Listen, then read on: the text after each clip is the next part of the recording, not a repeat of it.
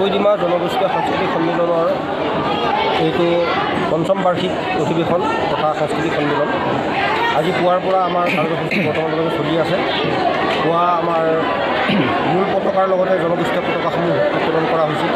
মূল পতাকা উত্তোলন কৰিছিল দিব্যডিমা জনগোষ্ঠীয় সাংস্কৃতিক সন্মিলনৰ কেন্দ্ৰীয় সমিতিৰ সভাপতি মাননীয় শ্ৰীযুত ভট্টেশ্বৰ হাজৰিকাদেৱে। কাৰ্বি জনগোষ্ঠীৰ পতাকা উত্তোলন কৰিলে বিষ্ণু কাঞ্চীদেৱে। ভাষিক অসমীয়াৰ পতাকা উত্তোলন কৰিলে প্ৰসেন ৰাজবংশীদেৱে।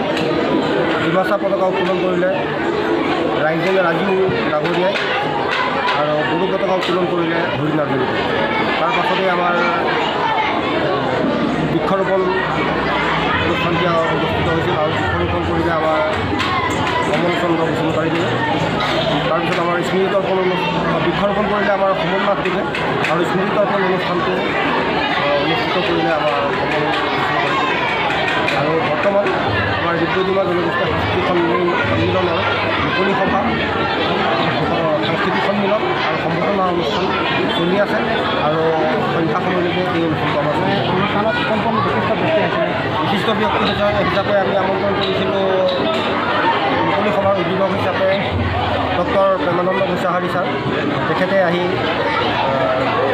মঞ্চখন আৰু আমাৰ এই সভাখন উদ্বোধন কৰি তেখেতে আমাৰ মাজৰ পৰা বিদায় লৈছে।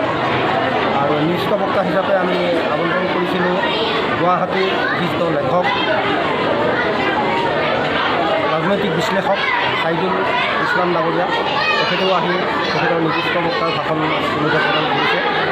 আৰু আমাৰ প্ৰতি বছৰে প্ৰকাশ হোৱাৰ দৰে এই বছৰে দিব্যডিমা জনগোষ্ঠীয় সাংস্কৃতিক সন্মিলনৰ মুখপত্ৰ দিব্যডিমা প্ৰকাশ হৈছিল আৰু এই দিব্যডিমাখন উন্মোচন কৰিবৰ বাবে সবকাৰ হাজী আনছৰ আলিয়া মহাবিদ্যালয়ৰ অধ্যাপক হাছিনুছ চুলতান ছাৰক আমি নিমন্ত্ৰণ কৰিছিলোঁ।